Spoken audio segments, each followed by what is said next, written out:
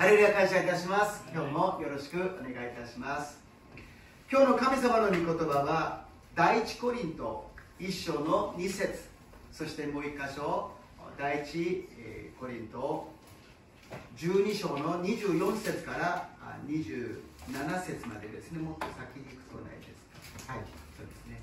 はい、第一コリント1章の2節、そして12章の24節から27節、2ページにわたっております。고린도전서 1장 2절 그리고 12장 24절에서 27절입니다. 두 페이지입니다. 고이션이 의마서 고린도리아는神の教会へすなわち私たちの主イエス・キリストの皆を至るところで呼び求めているすべての人々と共に聖徒として召されキリストイエスにあって聖なるものとされた方々へ主は私たちの主であるとともにそのすべての人々の主です。格好の良い期間にはその必要がありません。しかし神は劣ったところをことさらに尊んで体をこのように調和させてくださったと。それは体の中に分裂がなく各部分が互いにいたわり合うためです。もし一つの部分が苦しめば全ての部分が共に苦しみ、もし一つの部分が尊ばれれば全ての部分が共に喜ぶのです。あなた方はキリストの体であって一人一人は各機関なのです。アメン。後ろに戻って御言葉を読みますか。順序が間違えましたね。今日も御言葉を5つご一緒に読んでみたいと思います。말씀을 읽겠습니다. 17번イエスはもう一度彼に言われた。平安があなた方にあるように父が私を使わしたように私もあなた方を使わします。そしてこう言われると彼らに息を吹きかけて言われた。聖霊を受けなさい。アメン。18番あなた方はこのパンを食べこの杯を飲むたびに主が来られるまで主の死を告げ知らせるのです。アメン。19番私はあなた方のために立てている計画をよく知っているからだ。主の御告げそれは災いではなくて平安を与える計画である。あなた方に将来と希望を与えるためのものだ。アメン。21番その時イチジクの木は花を咲かさずブドウの木は実を実らせずオリーブの木も実りがなく畑は食物を出さない羊は囲いから絶え牛は牛舎にいなくなる。しかし私は主にあって喜び勇み私の救いの神にあって喜ぼう。アメン。21番私はどんな境遇にあっても満ち足りることを学びました。私は私を強くしてくださる方によってどんなことでもできるのです。アメン。御言葉の通りになりますように祝福いたします。말씀대로 되시기를 주님 이름으로 축복합니다. 오늘 저는 고린도전서 1장 2절 그 다음에 12장 24절에서 27절까지 말씀을 가지고 교회는 한 몸입니다. 교회는 한 몸입니다. 라는 제목으로 은혜를 나누고자 합니다. 今日私は第一コリント1章の2節12章24節から27節までの御言葉を持ちまして教会は一つの体です教会は一つの体ですという題で恵みを分かち合いたいと思います。先週は一人の牧師先生が教会を私たちの教会に訪問してくださいました。その先生は20年ぐらい前ですけども牧師安守を一緒に受けた同期の先生であります。 저번 주에는 한 목사님이 우리 교회를 방문해 주셨습니다. 그 목사님은 한 20년 전에 저하고 같이 목사 안수를 받은 동기 목사님입니다. 그리고서는 서로 헤어지고서는 당분간 못 만났는데 한 17년, 18년 됐나요? それからちょっと別れまして17年、18年ぐらい会っていません。私は北海道の札幌の方に行きましたし先生は博多の方に行きましたので北と南にですねこう離れていたんです。それが連絡を受けてですね2人とも60を年も同じなんですが60を過ぎてみたら私はこの静岡県の浜松に来ていて先生は愛知県の名古屋に来ていて隣同士にこう来ていて何かこう感じるものがあったんですがその先生が次のページ行きますと写真がありますね。ちょっと写真を一緒に久しぶりに撮りました。ちょっとフレンドリーですね。ちょっと친하게 보이죠? 이렇게 어깨동무까지 하고. でも写真をずっと見てたら2人とも目が開いてるのに目がないんですね。둘 다 눈 뜨고 있는데 눈이 안 보여요. 그래서 とてもこう時間が経つとなっていくんだなと思いました。先生はハンガーゼロの活動してるんですね。クリスチャンの人たちがアフリカとかミャンマーとか東南アジアのそういう子供たちが食べられずに飢餓に苦しんでいる人たちを支援する活動をしています。이 목사님은 한가제로라는 단체에서 활동하고 있는데요. 크리스찬으로서 아프리카나 동남아시아, 미얀마라든지 그런 나라에서 애들이 못 먹고 있는 애들을 지원하는 활동을 하고 있었습니다. 근데 막 아프리카か子供が大変だ子供たちだなと思いましたけども、話しているうちに、これは世界のそういうアフリカだけではなく日本にも子供たちが食べられずにいて、子ども食堂というものが今話題になっていますね。貧困家庭も結構いるということで、そういう支援をしなければならない。 아프리카나 그런 데뿐만이 아니라 일본에서도 어린애들이 밥을 못 먹어서 어린이 식당을 만들어서 애들한테 밥을 제공하는 데가 있고요. 또 굉장히 가난한 그런 가정이 있다라는 것입니다. 그리고 특별히 일본 땅에는 재난이 있기 때문에 피해를 받은 그 지역에 지원을 하는 활동도 한다는 것입니다. 特に日本は災害が多いので、そういう被災地に対する支援もしているということであります。話をしているとどんどん関係が深まってくるんですね。必ずアフリカの子供ではなく、日本にいる子供だけではなく、この日本のこの東海地方に南海トラフとその地震があるということもあるではありませんか。だから私たちも被災地になることがあるということであります。이南海 지진이 있다고 이야기하지 않습니까? 그러니까 우리도 피해자가 될 수 있다는 것입니다. 그리고 일본 땅에 다른 데가 또 피해를 받으면 피해받는 사람이 또 있다는 것입니다. また他の地に災難があった時には被災地があるということであります。自分がなるかもしれないし、他人がなるかもしれないという状況の中で、この人間の苦しみ、人間のこの災害というものは遠い国の話ではないんだな、私と関係のない話ではないんだなと思いました。 이러한 세계적으로 봐서 사람이 고난을 당하고 이런 피해를 받는 것, 전쟁이 있고 기근이 있고 사람들이 여러 가지 일이 일어나는 것에는 이 나라라는 벽이 없구나라는 것을 굉장히 느꼈습니다. 이랬을 때 크리스찬으로서 우리는 무엇을 할 수 있느냐, 무엇을 대비할 수 있느냐, 무엇을 도울 수 있느냐. この時にクリスチャンである私たちはどのように備えるべきなのか、そしてクリスチャンである私たちは何か起きた時にはどうすればいいのかということを話し合ういい機会になりました。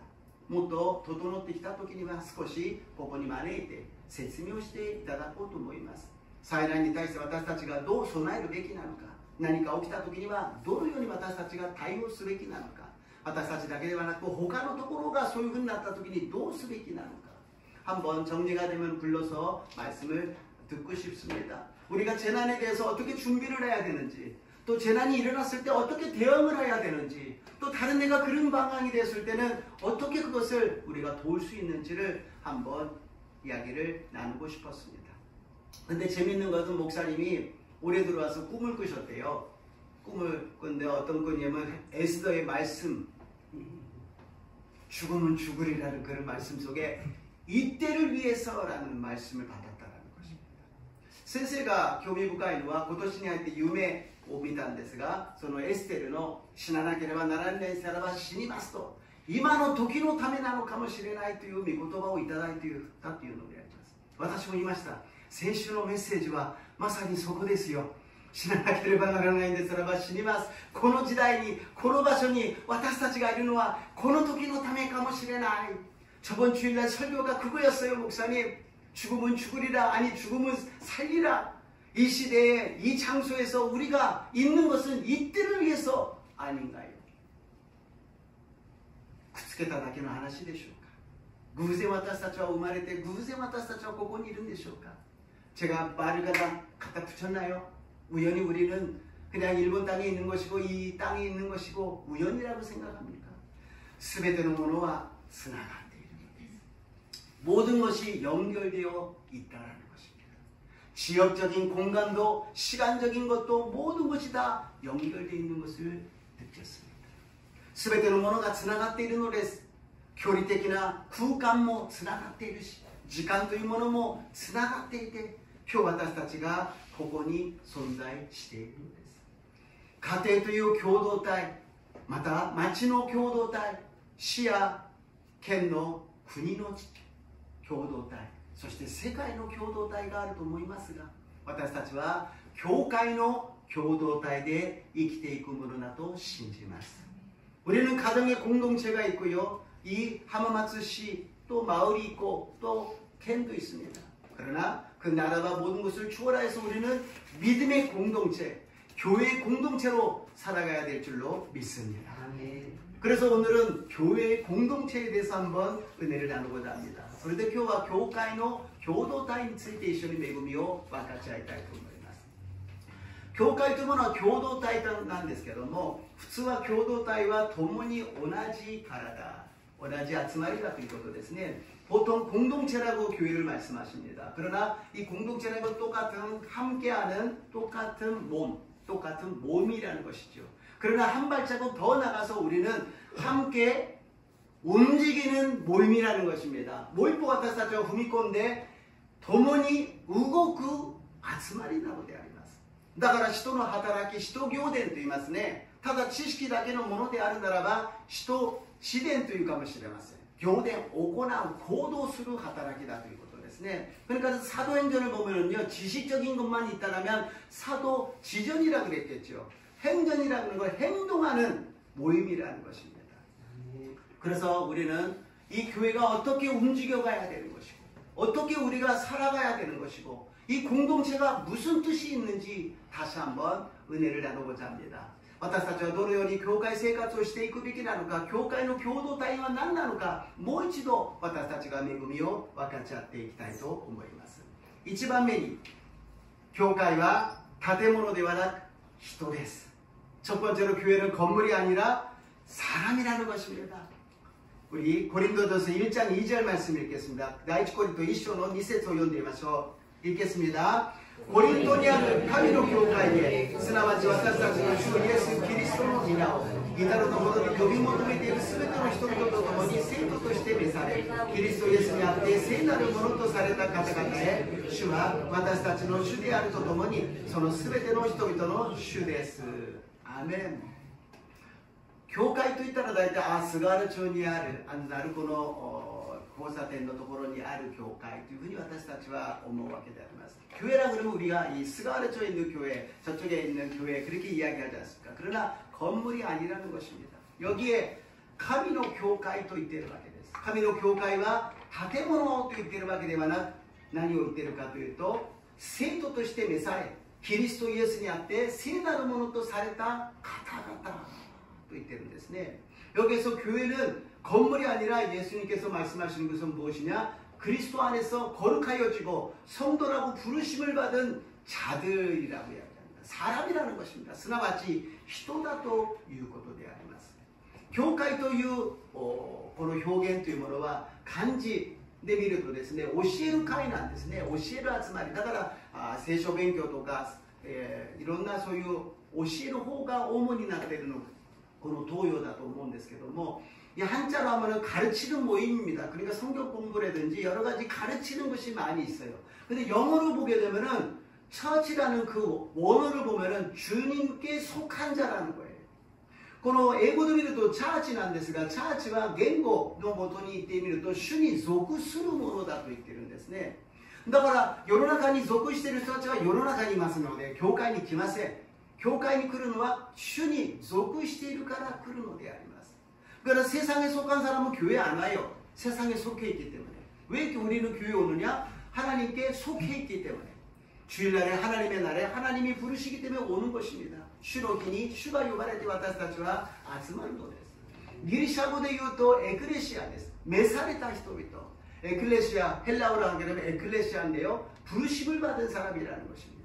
부르심을 받는다는 건 무엇입니까? 하나님이 선택하여서 불러주셨다는 것입니다. 메사르다 카미사마가 에란데 요데 그라샀다. 카미사마가 쇼타이세 그라샀다. 하나님이 우리를 초대해 주셨다라는 것입니다. 그냥 온 것이 아니에요. 은유은유 온 것이 아니에요. 하나님이 초대해 주신 특별한 사람인 줄로 믿습니다. 偶然来たわけではありません。仕方なく来たわけではありません。神様が招待してくださった特別な人なのであります。隣り方と挨拶しましょう。あなたは特別な人です。당신은특별한사람입니다。 먼저 우리는 예배 드릴 때 아이고 오늘도 주일이야 또 가야 돼 교회 가야 돼 그러는 것이 아니라 나는 특별한 사람이다. 세상 사람들 안 가지만 나는 하나님의 초대를 받고 교회를 간다. 믿으시기를 주님의 이름으로 축복합니다. 주일 지날 때라また日曜日かまた教会行かなきゃというふうに思うのではなく私は神様から招待された呼ばれたのだ。世の人たちは呼ばれてないのに私は呼ばれたのだ。私は特別に神様が導いてくださると喜ぶ私と皆さんになりますように祝福いたします。人々の集まりがあるならば誰が主人か人になります。しかし神の教会の主人は誰か神様が主人なのです。 사람이 모이게는 주인이 누구냐? 사람이 됩니다. 그러나 하나님의 교회의 주인은 누구냐? 하나님이 되신다라는 것입니다. 마태복음 16장 18절입니다. 마타이 16章の18節を読んでみましょう。 읽겠습니다. では私もあなたに言います。あなたはペテロです。私はこの岩の上に私の教会を建てます。ハデスの門もそれには打ち掛けません。아멘. 여기서 말씀하시는 것은 내 교회라고 말씀하십니다. 예수님께서 내 교회라고 말씀하셔요.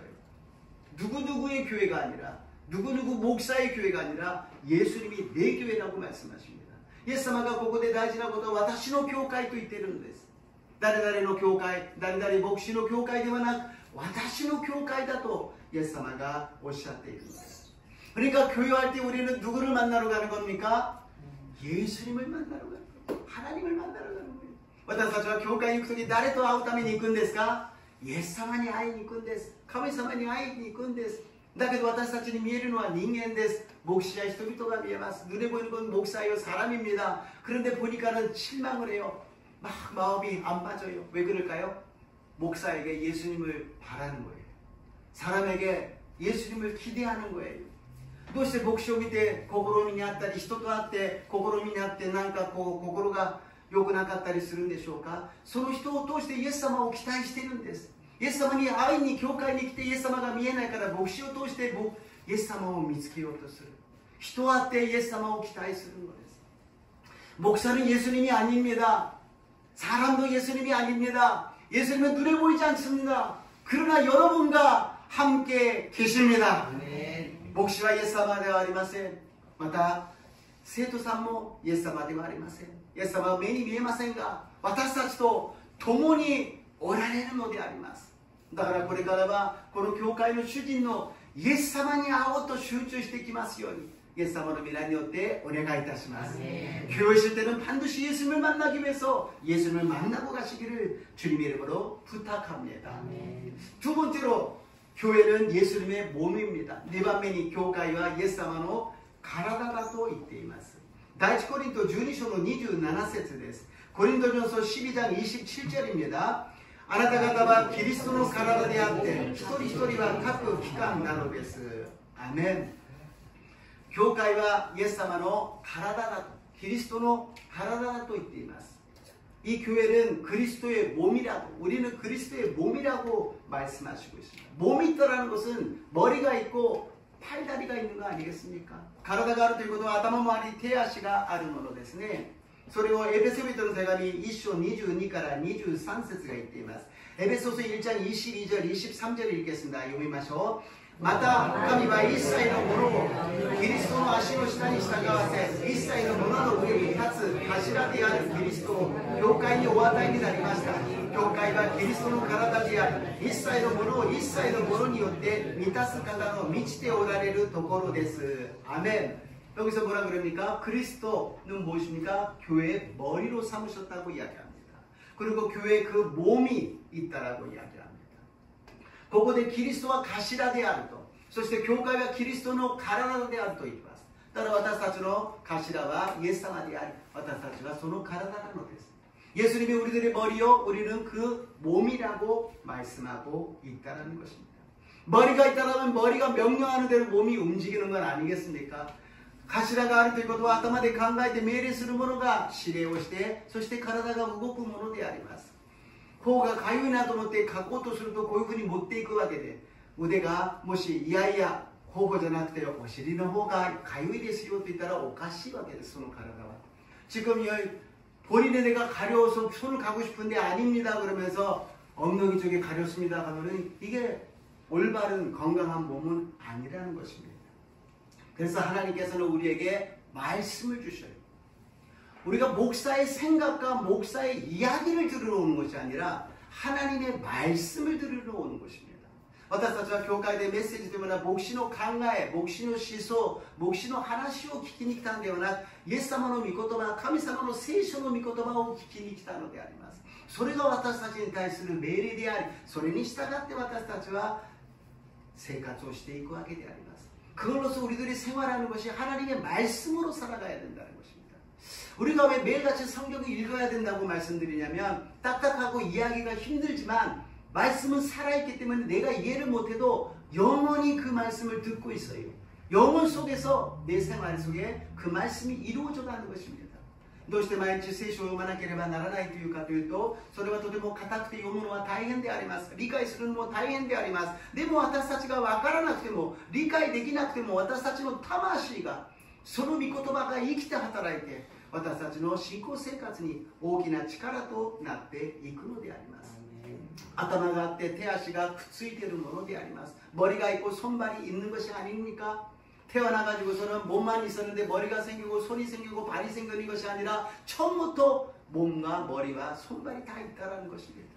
私たちは生まれた時には体だけあったのに突然頭ができて手足ができるわけではなく、生まれた時にすでに全てのものがくっついて一つになっているのです。 教会に私たちはそれぞれの環境の中でそれぞれの人生の中で今日集まってきましたけども、これは私たちがそれぞれがくっついたものではなく、神様が一つにさせてください。一つとなった体として私たちは集まったと信じます。 우리들이 오늘 예배 드린다는 것은 우리들의 인생 속에서 여러 가지 일이 있어서 그런 시간 속에서 각자가 갑자기 만나가지고 우리가 손발이 붙어진 것이 아니라 하나님이 우리들의 인생을 만들어 주신 가운데서 하나가 돼 있던 것이 하나로 모이게 되었다는 것입니다. 그러니까 다시 한번 우리는 예배를 드릴 때 나만 예배 드리고 가는 것이 아니라 예수님이 몸이 되어서 내가 예수님의 몸의 일부분이 되어서 예배를 드린다고 믿으시기를 주님의 이름으로 축복합니다. 私たちが礼拝を捧げるときに私だけが礼拝を捧げて帰るんではなく、教会というものがイエス様の御体であり、その御体になって私たちが一緒に礼拝を捧げているんだということを信じる私と皆さんになりますよう祝福いたします。 그러니까 교회는 하나 돼야 됩니다가 아니라 하나예요. 문제는 무엇이냐? 거기서 분열되려고 그러니까 문제가 생긴다는 것입니다. 교회와 一つになりましょうではありません。一つなんです。問題は何か、そこから分裂してしまうということが問題なのであります。何度も言っていますが、私たちが今日集まっているのは偶然ではありません。神様が私たちを導き、このように礼拝を捧げるようにしてくださっているのです。몇 번이나 말씀드리지만 우리가 여기에 모인 것은 우연이 아닙니다. 하나님의 계획 속에서 우리를 인도하고 계신다는 것입니다. 우리 교회에 저저번 주 한번 이야기를 나눴을 때 이렇게 작은 무리지 않습니까? 15명, 16명 정도 모이는 교회인데 20대가 있고요, 30대가 있고요, 40대가 있고요, 50대가 있고요, 60대가 있고요, 70대가 있고요, 그리고 지금 병원에 계시지만 80대도 계시다라는 것입니다. 2週間ぐらい前でしょうか、先週でしょうか、話し合ったんですが、私たちの教会15、6人ぐらいの教会でありますが、20代の人がいて、30代の人がいて、40代の人がいて、50代の人がいて、60代の人がいて、70代の人がいて、今病院に入院してますけども、80代の人がいるんであります。私は神様に感謝しました。これは偶然ではありませんね。神様が今の時代にこの場所で神様の御業を起こすために私を呼び集めてくださり、私たちを呼び集めてくださり、一つとなったことを感謝いたします。 하나님의 계획 속에서 이 시대에 이 장소에서 하나님이 뜻이 있어서 우리가 하나 되어 예배드리게 하여 주셔서 감사합니다. 우리는 몰랐지만 하나님은 알고 계시고 계획하고 계셨다는 것입니다. 私たちは知らなかったけれども神様はご存知で全てを計画されていたということであります。3番目に教会は一つの体であります。세 번째로 교회는 한 몸입니다. 고린도전서 12장 20절입니다. 第一コリント12章20節を読んでみましょう。しかしこういうわけで期間は多くありますが体は一つなのです。アメン。 머리가 있고 팔다리가 있습니다. 그 팔다리가 따로따로 움직여서는 안 된다는 것이죠. 頭があって頭があって手足がある。それが別々にバラバラに動いてはならないということであります。私たちが暗いところで何かを食べるとき、何も見えないけれど手に取ってそれをちゃんと口に持ってくることができます。 우리가 캄캄한 속에서 무엇을 먹으려고 그러면은 보이지 않지만 손으로 잡아서 자기 입으로 갖고 올 수가 있어요. 다 연결이 되어 있다라는 것이죠. 그래서 우리 몸은 어떻게 되어 있느냐? 私たちの体はどうなっているのか次のページですね。一つ前に行っちゃった。一つの体です。同時に共に動き、同時に感じるということです。 동시에 같이 움직이고 동시에 느낀다라는 거예요. 손이 있지만 손만 혼자서 느끼는 것이 아니라 손이 느끼는 것이 발도 느끼고 전체가 느낀다라는 거예요. 手だけが今痛かったら手だけが感じるんではなく足でも体全体がそれを感じるということであります。 고린도전서 12장 26절입니다. 第一コリント12章26節を読んでみましょう。読んでみます。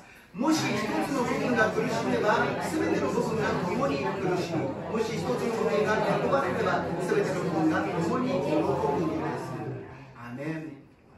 お腹が痛い時にお腹だけではなく体全体の調子が悪くなります。頭も痛くなるし何か動けなくなってしまう。 배가 아프면 배만 아픈 것이 아니라 머리도 아프고요, 온몸이 힘이 빠지고 움직이지 못하게 된다는 것입니다.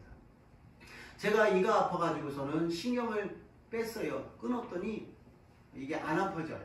私は歯が痛くてですね、神経を抜いたんです。そしたら痛くなりました。なくなりました。でも不思議なことに歯だけではなく 2、3年ぐらい前から肩が結構上がらなくてこう痛かったんですよ。それで運動もしたり、ここいろいろ湿布も貼ってみたりいろいろしたんですが、この神経を抜くことによってだいぶ軽くなりました。 그 신경을 뽑았더니 2, 3년 전부터 이게 좀 뻐근하고 좀 안 좋았거든요. 그래서 여기 파도 붙이고 운동도 막 했는데 안 났어요. 그래서 신경을 뽑았더니 편해졌어요. 가벼워졌어요. 무슨 뜻이에요? 연결되어 있어요. 何を言いたいかというと、つながっているということです。私たちはつながっているのです。体ですから。私一人の問題ではないということであります。私一人が悲しんでいればいい。私一人が喜んでいればいい。私一人が祈っていればいい。ではなく、一緒に共同体でありますから分かち合う必要があるのです。 나만 아파하면 된다. 나만 기뻐하면 된다. 나만 기도하면 된다. 그것이 아니라 공동체이기 때문에 같이 함께 우리가 느끼고 같이 움직여야 된다는 것입니다. 그 중에 중요한 것은 무엇이냐? 기도입니다. その中で重要なことは祈りであります。私たちは鳥なしの祈りをしていくものであります。一人が千を追うならば、二人は一万を追うと言います。한 사람이 천을 쫓는다면 두 사람은 만을 쫓는다고 말씀하십니다. 혼자 기도하는 것보다, 혼자 일하는 것보다 하나님은 함께 공동체가 움직이기를 원하시는 것이죠. 一人で動くんではなく共同体として動くことを望んでおられるということであります。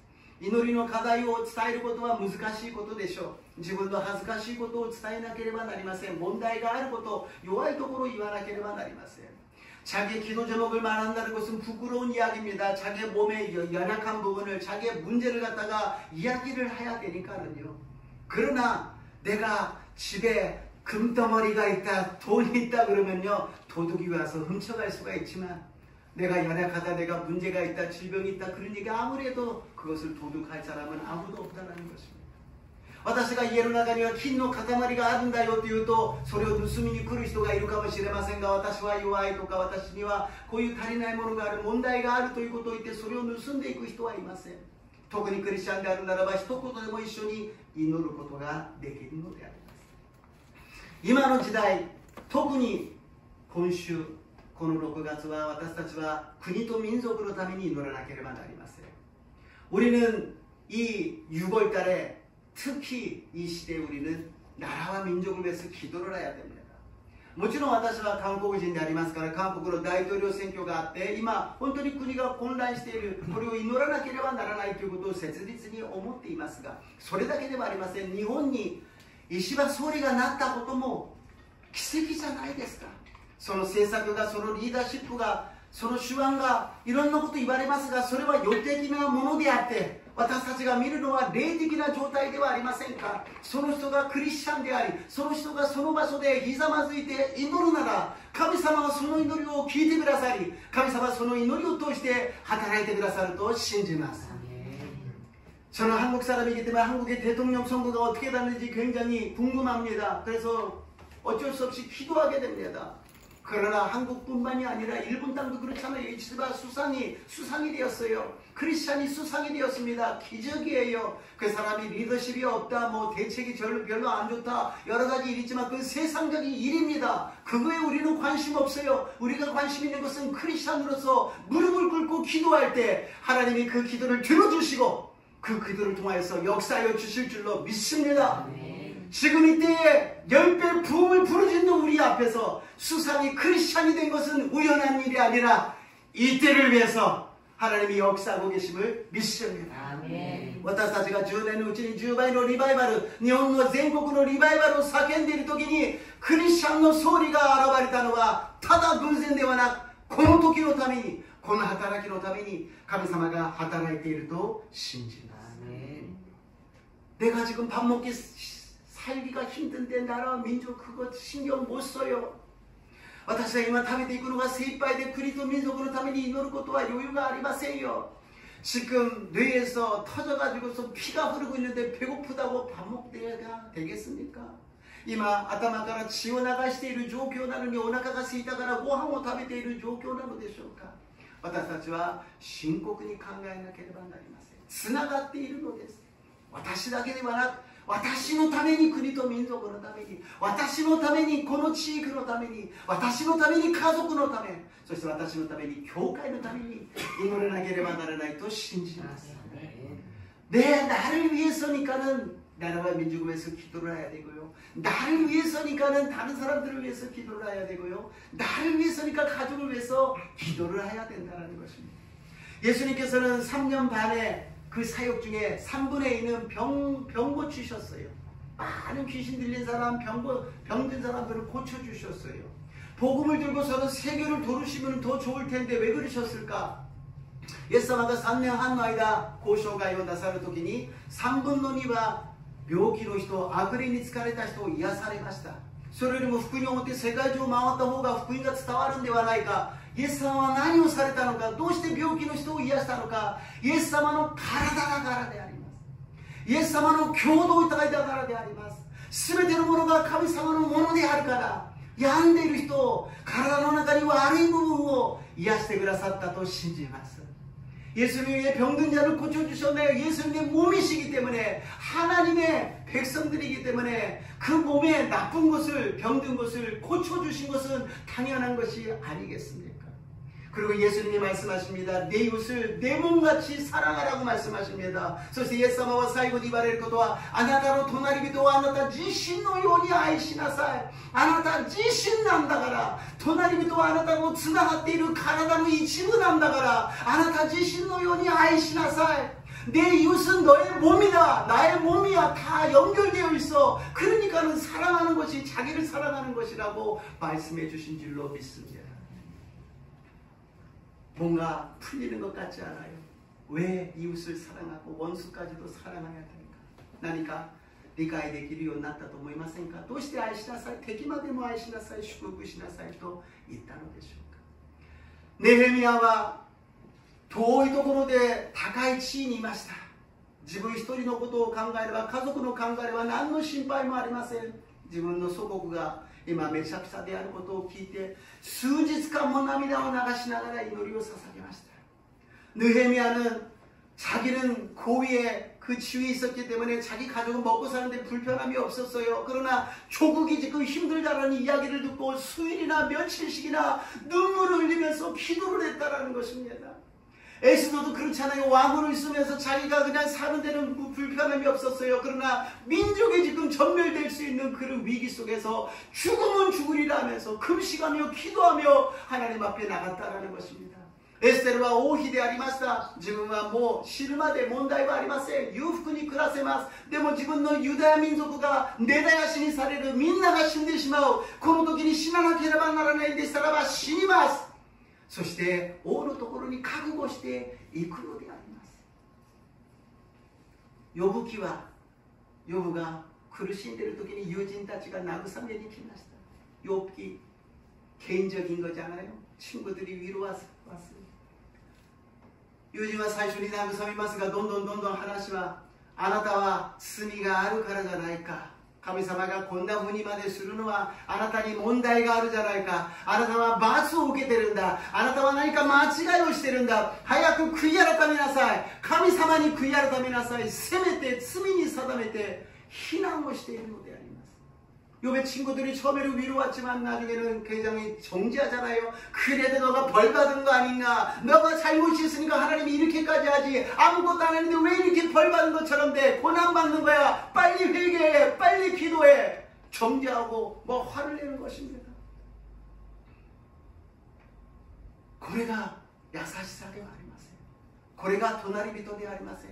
これは共同体ではありません。帰って何も言わないで一緒に涙を流しているだけで十分な慰めになったんではないでしょうか。 많은 말을 하는 것이 필요한 것이 아니라 그냥 옆에서 눈물을 흘리면서 같이 있어주는 것만 해도 하나님께 기도만 하는 것도 큰 위로가 될 줄로 믿습니다. 과거에 우리가 어떤 일이 있었든지 그것은 다 예수의 피로 씻으시고 이제부터는 예수님의 이름으로 사랑하며 살아가시기를 주님의 이름으로 축복합니다. 過去に今までどんなことがあったか、傷の一つや二つ、裏切りの一つや二つ、許せない人が一人や二人いるかもしれません。しかしイエス様の血潮で全部清めて、これから前にいらっしゃるイエス様に向かって歩いていきましょう。イエス様が私たちを愛してくださったより私たちも愛し合おうではありませんか。イエス様が私たちを許したように許して生きていこうではありませんか。そうすれば神の御国が私たちに望み、私たちに神の御国が望むということは、この浜松に神の御国が望むことであり、日本の国に神の御国が望むことであり、世界に神の御国が望むことだと信じます。 우리에게 하나님의 나라가 임한다는 것은 무엇입니까? 이浜松에 하나님의 나라가 임하는 것이요, 일본 땅에 하나님의 나라가 임하는 것이요, 세계에 하나님의 나라가 임한 것인 줄로 믿습니다. 그래서 결론입니다. 교회는 한 몸이라고 말씀드렸는데 로마서 12장 15절 말씀입니다. 教会は一つの体と言いました。ローマ人の手紙12章15節を一緒に読んでみましょう。읽겠습니다. 喜ぶ者と一緒に喜び、泣く者と一緒に泣きなさい。アメン。喜ぶ者と一緒に喜びましょう。悲しんでいる人と一緒に泣きましょう。どうして？私たちの体だから。イエス様の体だからである。 기뻐하는 자와 같이 기뻐합시다. 그리고 슬퍼하는 자와 함께 눈물을 흘립시다. 우리는 같은 몸이에요. 예수님의 몸이에요. 우리 자신이라는 것입니다. 그것을 우리가 행했을 때, 그것을 우리가 기도할 때 하나님께서 이 몸이 예수님이 몸이 되어서 영원히 자들같이 범사를 나누며 행복한 강건한 인생이 될 줄로 믿습니다.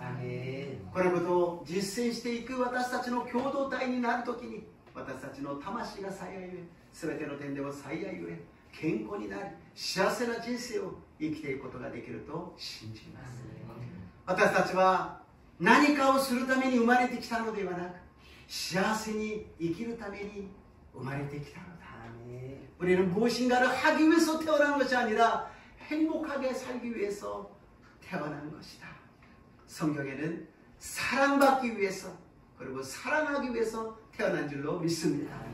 聖書は私たちは愛されるために生まれてきた。そして愛するために生まれてきたと信じます。